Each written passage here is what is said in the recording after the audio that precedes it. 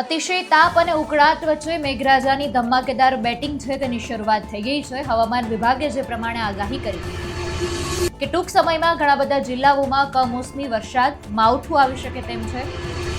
ઘણી બધી જગ્યાએ વાવાઝોડા જેવી પરિસ્થિતિ પણ સર્જાઈ શકે તેમ છે. ત્યારે અમુક જિલ્લાઓમાં વરસાદ આવ્યો છે. વિગતે ચર્ચા કરીએ આજના વિડીયો. નમસ્કાર, આપની સાથે હું આકાંક્ષા. તમે જોઈ રહ્યા છો ઓવર રાજકોટ. 30 મે થી વહેલી સવારથી જ અરવલ્લી અને મહીસાગરમાં કાળા ડિબાંગ વાદળો સાથે ધોધમાર વરસાદ જોવા મળ્યો હતો. મેઘરાજાના ધમાકેદાર આગમનથી વાતાવરણમાં એકાએક ઠંડક પ્રસરી ગઈ હતી.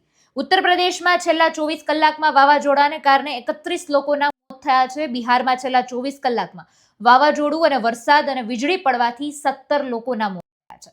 વરસાદી વાતાવરણને પગલે રાજ્યભરની આપણે વાત કરીએ તો તાપમાનનો પારો ગગડી ગયો છે. રાજકોટમાં મહત્તમ તાપમાન એક જ ઝાટકે ઓછું થયું છે, કારણ કે રાજકોટમાં 3.7 ડિગ્રીનો નોંધપાત્ર ઘટાડો જોવા મળ્યો છે. એટલે એક દિવસ પહેલા તમને અતિશય જે તાપ અને ગરમી અનુભવ થતી હોય તેમાંથી અચાનક જ ઠંડક પ્રસરી ગઈ હોય આવો અનુભવ રાજકોટ શહેરમાં જોવા મળ્યો છે. 43 ડિગ્રી સાથે અમદાવાદ રાજ્યનું સૌથી ગરમ શહેર નોંધાયું છે. હવામાન વિભાગે હજુ 6 દિવસ સુધી રાજ્યમાં ભારે પવન અને ગાજવીજ સાથે તોફાની વાતાવરણ રહેવાની ચેતવણી આપી છે. ખેડૂતોને ઊભા પાક અને ઘાસચારાને સુરક્ષિત સ્થળે ખસેડી લેવા માટેની અપીલ પણ કરવામાં આવી છે. છેલ્લા 24 કલાકમાં મહત્તમ તાપમાન ઘણી બધી જગ્યાએ ઘટાડો જોવા મળ્યું છે. બીજી તરફ રાજ્યના પાટનગર અને ગાંધીનગર, અમદાવાદની આપણે વાત કરીએ તો તેમાં તાપમાનમાં ઘટાડો નોંધાતા લોકોને રાહત મળી છે થોડી. આ ઉપરાંત જિલ્લાઓમાં સામાન્ય ઘટાડો પણ નોંધાયો છે. આખા રાજ્યમાં માત્ર દમણ અને પોરબંદર આ બે જ એવા વિસ્તારો છે કે જ્યાં તાપમાન ઘટવાને બદલે સહેજ ઊંચકાયું છે.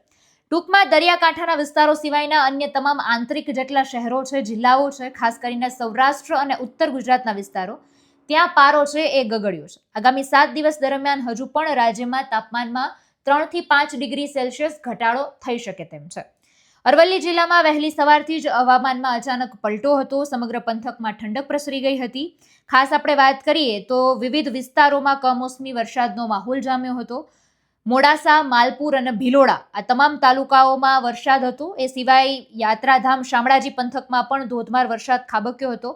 31 તારીખે ગીર સોમનાથ, દીવ, અરવલ્લી, દાહોદ, મહીસાગર, બનાસકાંઠા, મહેસાણા, સાબરકાંઠા, ખેડા, આણંદ, પંચમહાલ, વડોદરા, છોટાઉદેપુર, નર્મદા, ડાંગ, તાપી, દમણ અને દાદરા નગર હવેલી એટલે કે આ બધા જિલ્લાઓમાં 31 તારીખે વરસાદ આવવાની શક્યતા છે. અને ઘણી બધી જગ્યાએ જિલ્લાઓમાં ખાસ આપણે વાત કરીએ તો 3 મે સુધી આ વરસાદની આગાહી કરવામાં આવી છે. વાવાઝોડા જેવી પરિસ્થિતિ પણ સર્જાઈ શકે તેમ છે. પણ ખેડૂતોના ઊભા પાકને આની અસર ઘણી બધી વર્તાઈ શકે તેમ છે. સમગ્ર મુદ્દાને તમે કઈ રીતે જોવો છો કમેન્ટમાં જણાવજો. નમસ્કાર.